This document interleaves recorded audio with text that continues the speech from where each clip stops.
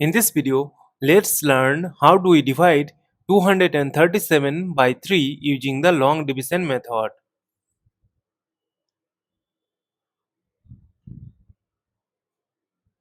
Since 2 is less than 3, so we will consider the number 23. We know that 3 times 7 is equal to 21 and 21 is closer to 23. Subtract, we get 2. Now this 2 is less than 3.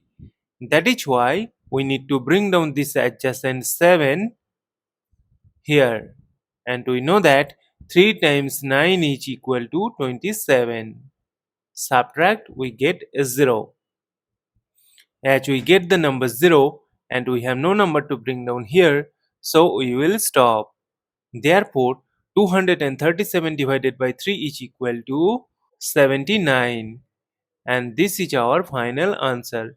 Thank you for watching. Please like, share and comment on the video. Also do subscribe our channel.